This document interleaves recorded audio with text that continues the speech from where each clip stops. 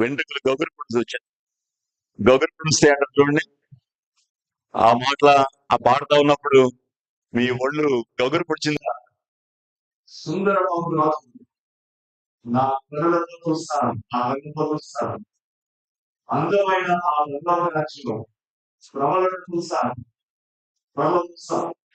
ఎంత సంతోషం, ఎంత ఆనందం. మనం చేసిన ఒక్క నిర్ణయం ఆ రోజు ప్రభా నన్ను ధనాన్ని కరిగించు, నేను పాపని నేను క్షమించు అని చెప్పిన ఒక్క నిర్ణయం మన దగ్గర తీసుకెళ్ళి చూడండి. సుందరమగు రాజు ఆయన కళ్ళతో చూస్తాను కాదు, అందమైన రాజ్యం విస్తరించడం చూస్తాను. నిజం, అది నిజమైన ప్రతి మన జీవితంలో ఆరాధన మనం చెప్పకుండా ఆరాధన పొందనిస్తుంది.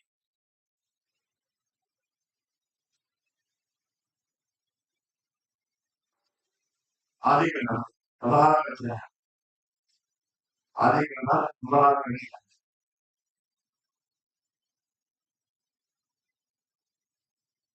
16 అధ్యాయంలో ఆగరు గురించినటువంటి ఒక చిన్న సంఘటన మనం చూస్తాం.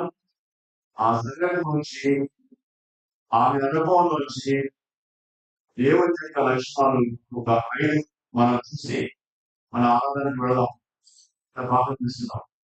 దగ్గర తండ్రి, మీ పరిశుద్ధమైన పాదాలకు వందనాలు. పాటలతో మిమ్మల్ని ఆరాధించాం. సుందరం రాజుని నేను చూడబోతున్నాం, త్వరలో చూడబోతున్నాం. ఆ ముఖాన్ని చూస్తాం, ఆయన గాయాలు పుట్టుకుంటాం. ఆ గాయాలు ఆలోచించుకుంటా ఆ తరం శిరస్సు పెట్టుకుంటాం. తండ్రి, ఆ రాజ్యంలో మీరు కూడా అంతా వ్యర్థమైనటువంటి అనుభవాన్ని మాకు వాస్తవంగా అందిస్తున్నాం. అలాగే ప్రభు మా మధ్యలో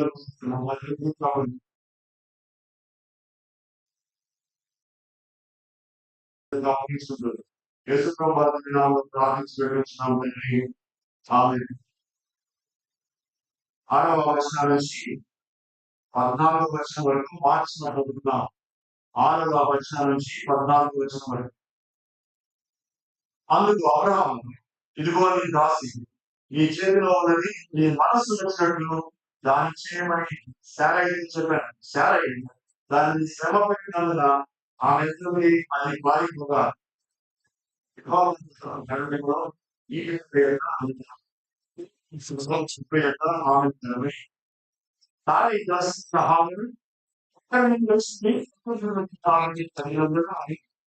నా యజమానురాలైన శారయ్యని అనుభవిస్తున్నాను. మీ యజమానురాలైన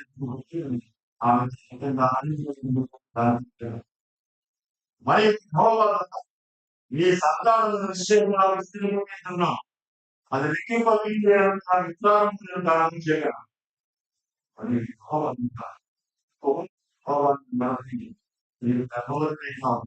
మీరు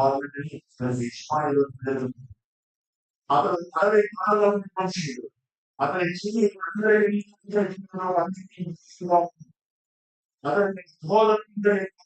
అతని దానితో చెప్పగా అది మాట్లాడడానికి పాపం పెట్టారు.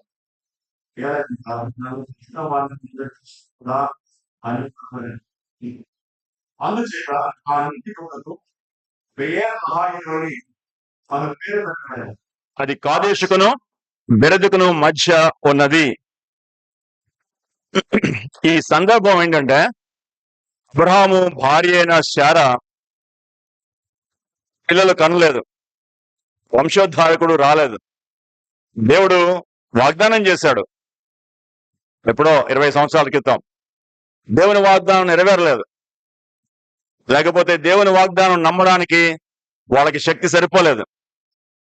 అందుకని ఆ కాలంలో ఉన్నటువంటి ఒక ఆచారాన్ని బట్టి తన యొక్క సేవకురాలు లేకపోతే దాసి అయినటువంటి ఒక అమ్మాయిని, ఆ అమ్మాయి ద్వారా బిడ్డల్ని కలిగి ఉండడానికి వాళ్ళు ఇష్టపడ్డారు. ఇప్పుడు మనకు సెరగసి అంటాం. ఆ సెరగసి లాంటిది మనం గర్భాన్ని వాడుకుంటాం, ఇప్పుడు మనుషులను వాడుకున్నారు, అంతే తేడా. సో అలాగా ఈ హాగర్ అనేటువంటి ఒక అమ్మాయిని వాళ్ళ ఇంట్లో పనిచేసే అమ్మాయిని ద్వారా బిడ్డలు కలిగించుకోవాలనుకున్నారు. అయితే ఆమె గర్భవతి అయింది. ఆ గర్భవతి అయిన తర్వాత శారాకి ఆమెకు పడలేదు. ఏదో శారాని ఆమె తక్కువగా చూస్తున్నట్లుగా భావించింది. ఆమెకు చాలా కోపం వచ్చింది. అబ్రహాంతో చెప్పింది. అబ్రహాం ఏమన్నాడంటే, నీ ఇష్టం, నువ్వేం చేస్తావో చేసుకో అమ్మాయిని అన్నాడు. భయంకరంగా హింసించింది. ఆ అమ్మాయి తట్టుకోలేక పారిపోయింది. ఎంత హింసించిందో, పారిపోయేంతగా హింసించింది. ఆ హింసించిన తర్వాత పారిపోతా ఒక నీటి బుగ్గ, అక్కడంతా కూడా ఎడారి ప్రాంతం. ఆ ఎడారి ప్రాంతంలో నీళ్లు దొరకవు. పారిపోయింది. ఒకవేళ అది రాత్రిపూటో పగలపూటో మనకు తెలియదు. పారిపోయి ఒక నీటి బుగ్గ దగ్గర ఆగింది. ఆగినప్పుడు ఆమె ఎవ్వరు లేరు, దిక్కులేందిగా ఉండిపోయింది. నానేవాళ్ళు లేరు, నమ్మిన వాళ్ళు వదిలేశారు, వాడుకున్నారు, వదిలేశారు. అలాంటి పరిస్థితుల్లో చచ్చిపోదాం అనుకుందేమో. ఒకవేళ అక్కడ కూర్చుని ఏమి ఆలోచిస్తుందో తెలియదు, ప్రార్థన మాత్రం చేస్తుంది. ఆమెకు ఒక స్వరం వినిపించింది. ఆ వ్యక్తి కనిపించాడో లేదో తెలియదు. అయితే ఆమెను చూశాను అని చెప్పింది కాబట్టి ఒక మనిషి లాంటి వ్యక్తి కనిపించాడు. అతని పేరు ఏమని వ్రాయబడిందంటే ఇక్కడ యెహోవా దూత. ఈ యెహోవా దూత అనేటువంటి వ్యక్తి పాత నిబంధనలో చాలా సార్లు వస్తాడు. యెహోషువను కలిసినప్పుడు, ఆ తర్వాత దావీదుని కలిసినప్పుడు కూడా, దావీదుతో కూడా ఒక ఎన్కౌంటర్ ఉంటుంది. తర్వాత మనోహ అంటే సంసోను యొక్క తల్లిదండ్రులు, వాళ్ళ కూడా ఈ యెహోవా దూత కలుస్తాడు. ఈ యెహోవా దూత అనే ఈ వ్యక్తి త్రిత్వంలో ఉండేటువంటి రెండవ వ్యక్తి. యేసుక్రీస్తు వారు నరావతారంలోకి రాకముందు ఆయన యేసుక్రీస్తు ప్రభువారు. సో ఆయన్ని యెహోవా దూత అని దైవ గ్రంథం చెప్తుంది. ఆయన మామూలు దేవదూత కాదు, ఆయన యేసుక్రీస్తు ప్రభువారు.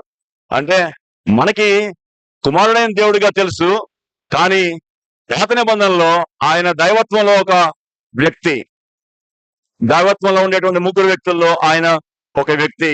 ఆయన్ను ఈమె యెహోవా అని పిలుస్తుంది. చూడండి 13వ వచనంలో, అది చూచుచున్న దేవుడవు నీవే అని పేరుతో తనతో మాట్లాడిన యెహోవాకు పెట్టెను.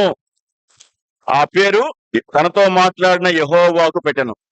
ఆయన దేవుడు, మాట్లాడిన వాడు దేవుడు, దూత కాదు, దేవదూత కాదు, కుమారుడైన దేవుడు.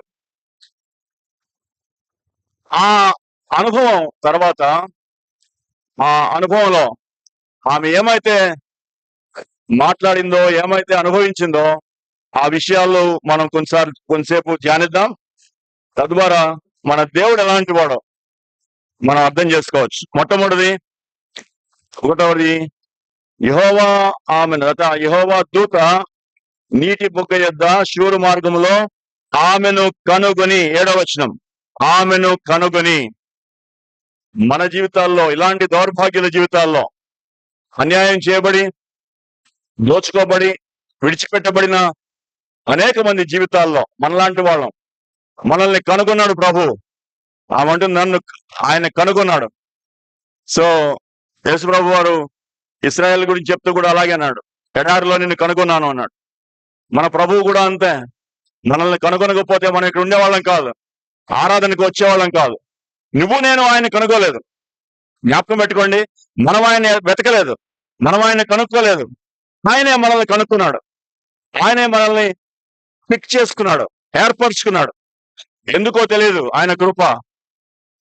కనుక్కున్నాడు మనల్ని. మనుషులు వదిలిపెట్టినప్పటికీ, మనుషులు అన్యాయం చేసినప్పటికీ, మనుషులు తోసివేసినప్పటికీ, తృణీకరించినప్పటికీ ఆయన వెతికి రక్షించుకున్నాడు మనల్ని. మన జీవితాలు గాని మనుషులకి తెలిస్తే, మన అసలు జీవితం గాని మనుషులకి తెలిస్తే మనల్ని ఎవరు గౌరవించేవాళ్ళు కాదు. అలాంటి పరిస్థితుల్లో, భయంకరమైన ఒంటరి జీవితాల్లో, సాతానుడు యొక్క ప్రభుత్వం కింద ఉన్నప్పుడు అందరూ మనల్ని విడిచిపెట్టినప్పుడు ప్రభు మనల్ని కనుక్కున్నాడు. కనుక్కునే దేవుడు, నిన్ను కనుక్కున్న దేవుడు. ఆయన ఆరాధించడానికి ఒక అంశం ఏంటంటే నన్ను కనుక్కున్న దేవుడు. భయంకరమైన పరిస్థితిలో ఉన్నప్పుడు నన్ను కనుక్కున్న దేవుడు. రెండవది, ఆయన సమస్తం ఎరిగిన దేవుడు. నా గురించి సమస్తం ఎరిగిన దేవుడు. చూడండి, ఆ దేవదూత కాదు, ఆయన ఏమంటున్నాడు, ప్రభు ఏమంటున్నాడు చూడండి. సారయి దాసివైన హాగరు, ఎక్కడ నుండి వచ్చితివి, ఎక్కడకు వెళ్ళుచున్నావు అని అడిగాను. సారయి దాసివైన హాగరు, ఆమె పేరు తెలుసు, ఆమె ఎక్కడ ఉద్యోగం చేస్తుందో తెలుసు, ఆ ఉద్యోగంలో ఆమె యజమానురాలు తెలుసు దేవుడికి. ఆమె ఎందుకు పారిపోతుందో, ఎక్కడికి వెళ్తుందో తెలీదా? తెలుసు. కానీ ఆమెతో చెప్పించాలని ఆ మాట అన్నాడు. నాకెవ్వరు లేరయ్యా, నేను దిక్కుమాలిన దాన్ని, నేను పారిపోతున్నాను, నాకు శ్రమ కష్టం భరించలేకపోయాను అని ఆయనతో చెప్పాలని ఆ ప్రశ్న వేశాడు ఆయన. నా గురించి, నా పరిస్థితుల గురించి, నా యొక్క దౌర్భాగ్యమైన కష్టాల గురించి, నా ఇబ్బందుల గురించి సమస్తం ఎరిగిన వాడు. నేను ఎక్కడున్నానో నా అడ్రస్ తెలుసు. నా అడ్రస్ ఎరిగిన దేవుడు. ఎక్కడ, ఏ సందులో ఉన్నానో, ఏ గొంతులో ఉన్నానో, ఏ ఇంట్లో అద్దెకున్నానో తెలుసు ఆయనకి. పౌలు రక్షించబడినప్పుడు దమస్కులో ఒక ఇంట్లో ఉన్నాడు. ఆ ఇంటిలో ఉన్నటువంటి ఆ ఇల్లు ఉన్న వీధి పేరు తిన్ననిది అనేటువంటి వీధి. ఆ ఇంటిలో ఈయన ప్రార్థన చేసుకుంటా ఉన్నాడు. దేవుడు అననీయ అనేటువంటి ఒక వ్యక్తిని మాట్లాడుతూ, అననీయ, నువ్వు వెళ్ళు, దమస్కులో సౌలు అనేటువంటి ఒక వ్యక్తి ఉన్నాడు, అతనితో నేను మాట్లాడాను, నువ్వు వెళ్ళి అతనికి ప్రార్థన చేయి, అతను ఇప్పుడు ప్రార్థన చేస్తున్నాడు, అతని తల మీద చేయబెట్టి ప్రార్థన చేయి అని అననీయతో చెప్పాడు. అప్పుడు ఏ ఇంట్లో ఉంటున్నాడో, ఎవరింట్లో ఉంటున్నాడో ఆ దారి అంతా, అడ్రస్ అంతా చెప్పాడు. దేవుడికి మన అడ్రస్ తెలుసు.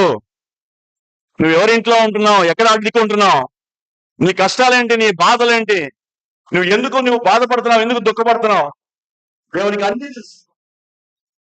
ఈ వండుతున్నావు, ఈ దౌర్భాగ్య స్థితి, నువ్వు పొందిన అన్యాయం, అన్ని విషయాలు ఆయన తెలుసు అంటున్నాడు. అప్పుడు సారాయి అంటే సారాయి నా యజమానులనే నుండి పారిపోవచ్చున్నాను అన్నాను. పారిపోతున్నానండి, పారిపోతున్నాను, నాకు దిక్కు లేదు, నన్ను ఎవరూ పట్టించుకోలేదు, మా యజమానుడు నీ ఇష్టం వచ్చినట్లు చెయ్యామెను అన్నాడు. నన్ను వాడుకుని వదిలేశారు. మా యజమానురాలు, ఆమెకు ఎంతో మంచిగా సేవ చేశాను, నన్ను భయంకరంగా హింసించింది,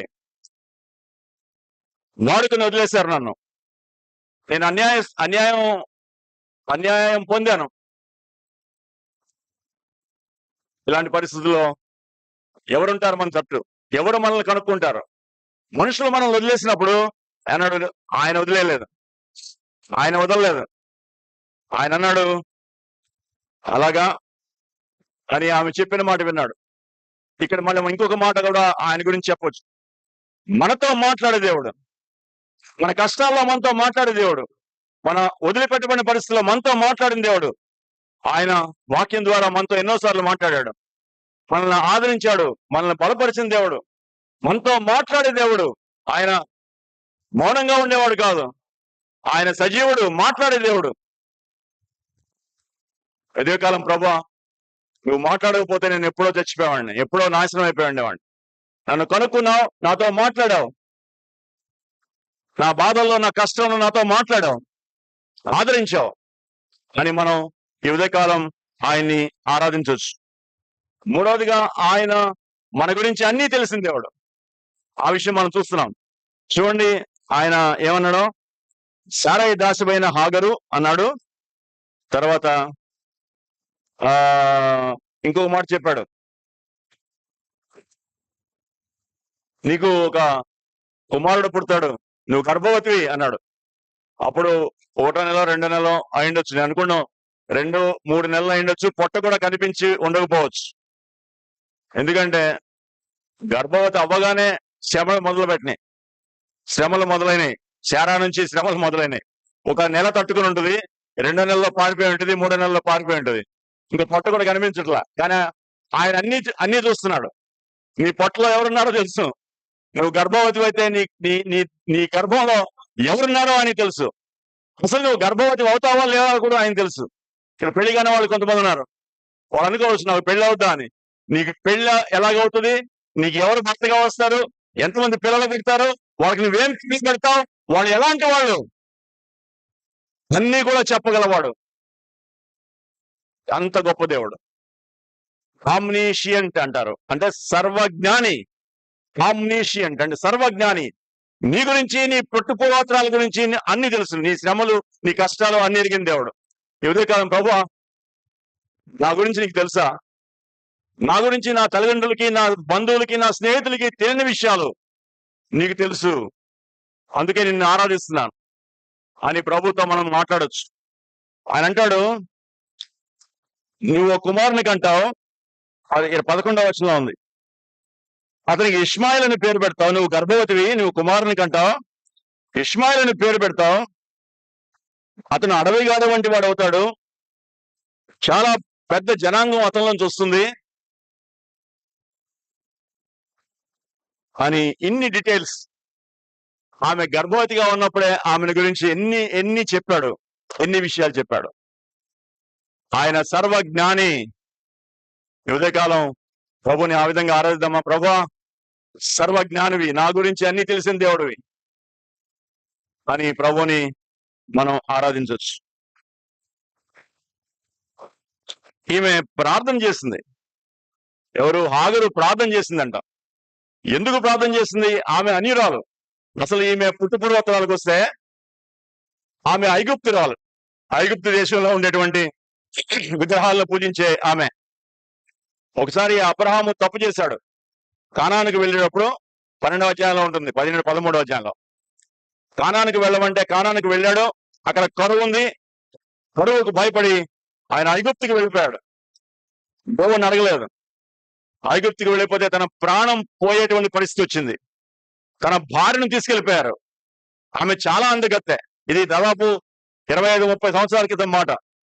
ఈ సంఘటన జరిగిన 30-40 సంవత్సరాల క్రితం మాట. ఆమెను తీసుకెళ్లిపోయారు. ఐగుప్తు రాజు పెళ్లి చేసుకోవడానికని ఈమెను తీసుకెళ్లిపోయాడు. అబ్రాహాము అబద్ధం చెప్పాడు. ఈమె నా చెల్లి అన్నాడు. పెళ్లి కాలేదని చెప్పాడు. అందుకని ఆయన తీసుకెళ్లిపోయాడు. తీసుకెళ్లిపోయి అబ్రాహాంకి చాలా బహుమానాలు ఇచ్చారు. ఆ బహుమానాల్లో కొంతమంది దాసీలు కూడా ఇచ్చాడు. ఆ దాసీల్లో ఒక చిన్న పిల్లని కూడా ఇచ్చాడు. ఆ చిన్న పిల్ల ఈమె. అలాంటి చిన్న పిల్లని అప్పుడు ఎప్పుడో 20-30 సంవత్సరాల క్రితం ఇచ్చిన పిల్ల ఇప్పుడు పెరిగి పెద్ద అయింది. 30 సంవత్సరాలు వచ్చినాయి. సామాన్యంగా దాసుల్ని తక్కిన దాసులకి ఇచ్చి పెళ్లి చేస్తారు. ఈ అమ్మాయి ఒక ముసలోడికి ఇచ్చి పెళ్లి చేశారు. ఒక ముసలోడు. అబ్రాహాంకి 72 సంవత్సరాలు, క్షమించండి, 74 సంవత్సరాలు, 84 సంవత్సరాలు, 83 సంవత్సరాలు అబ్రాహాంకి. ఈ అమ్మాయికి ఏదో 40 సంవత్సరాలు ఉంటుంది. అమ్మాయి ఇష్టపడి చేసుకోలేదు, బలవంతంగా చేశారు. బలవంతంగా జరిగినటువంటి సంబంధం ఇది. అందుకనే దేవుడు ఈ దౌర్భాగ్యురాలని కనికరించాడు. ఆమె అంటున్నాడు, అమ్మ నీకు తెలుసు, నీ పరిస్థితి తెలుసు, నీ కష్టం తెలుసు, నీ యొక్క దౌర్భాగ్యమైన పరిస్థితి తెలుసు, నిన్నందరూ వదిలిపెట్టిన సంగతి కూడా తెలుసు నాకు. నీ మొర ఆలకించాను. చూడండి, ఆయన ప్రార్థన చేసిందంట. 11వ వచనం.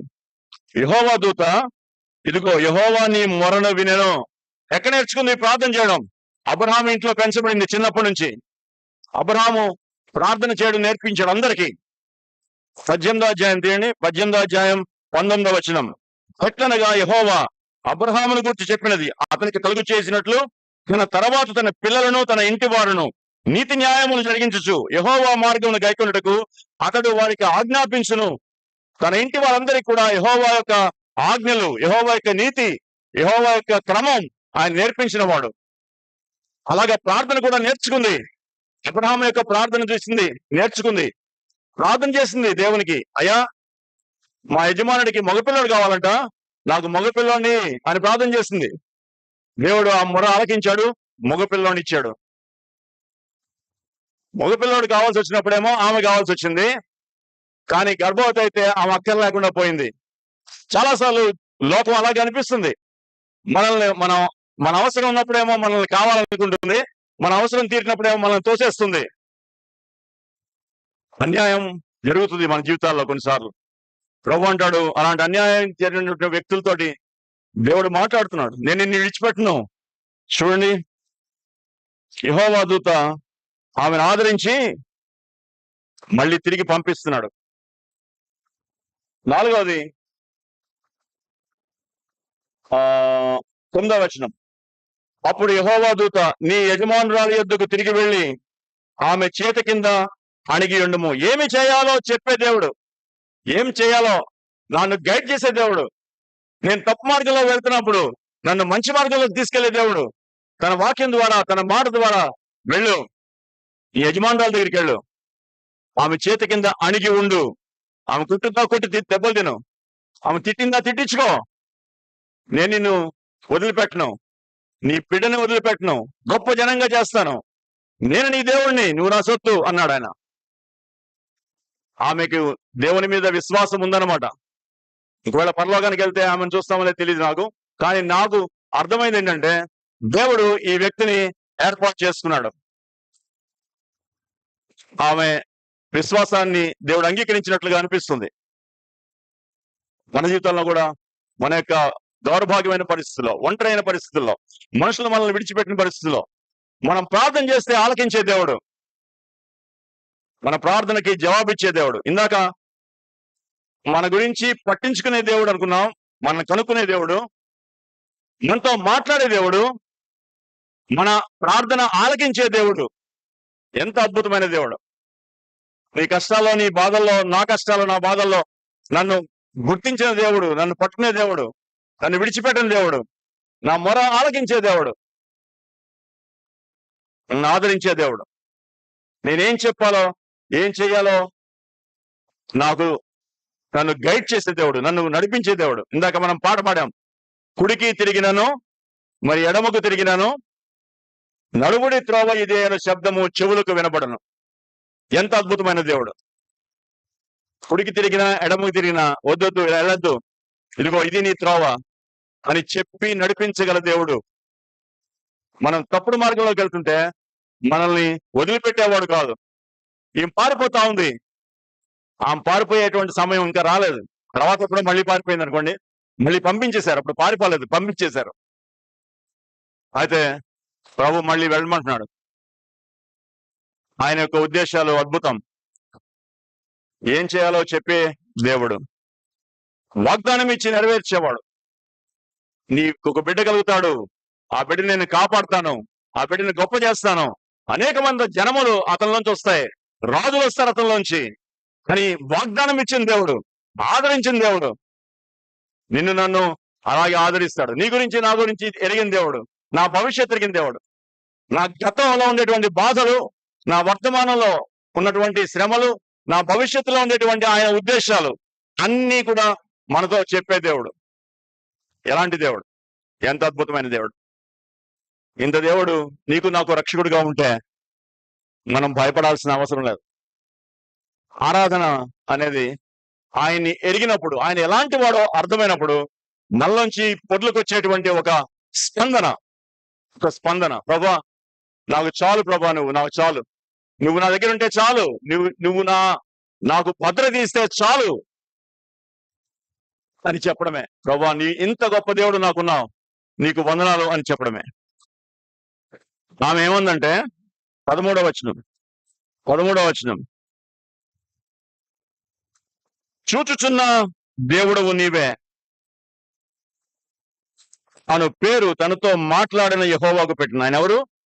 చూసే దేవుడు, పట్టించుకునే దేవుడు, మాట్లాడే దేవుడు, మొరవినే దేవుడు, వాగ్దానం ఇచ్చే దేవుడు. ఎలాంటి ప్రభు! అందుకనే అక్కడ ఉన్నటువంటి నీటి బుక్కు ఆమె బెయేర్ లహాయ్ రోయి అని పేరు పెట్టిందంట. బెయేర్ లహాయ్ రోయి అంటే నన్ను చూచుచున్న సజీవుని బావి. నువ్వు సజీవుడు అని అర్థమైంది ఆమెకి. ఆయన సజీవుడు, ఆయన మాట్లాడతాడు, ఆయన పట్టించుకుంటాడు, ఆయన వింటాడు, ఆయన వాగ్దానం చేస్తాడు, నెరవేరుస్తాడు. వాగ్దానం ఇచ్చి నెరవేర్చేవాడు. ఈనాడు మనం చూస్తున్నటువంటి అరబ్బులు ఇష్మాయిల్ నుంచి వచ్చారు. ఎంత పెద్ద జనం, ప్రపంచంలో one of the biggest population. అలాంటి జనాంగంగా తయారు చేశాడు దేవుడు. దేవునికి తెలియకుండా ఏమీ జరగదు. ఆయనకి అన్నీ తెలుసు. మన గతం, మన వర్తమానం, మన భవిష్యత్తు. అందుకనే ఈ ఉదయకాలం ఈ అద్భుతమైన దేవుణ్ణి సూచిస్తున్నటువంటి దేవుడు, నన్ను ఎరిగిన దేవుడు, నా కష్టాల్లో, నా బాధల్లో నన్ను వదిలిపెట్టిన దేవుడు, నా ప్రార్థనకు ఆలకించే దేవుడు, వాగ్దానం ఇచ్చి నెరవేర్చే దేవుడు. ఆయన ఉంటే చాలు నాకు.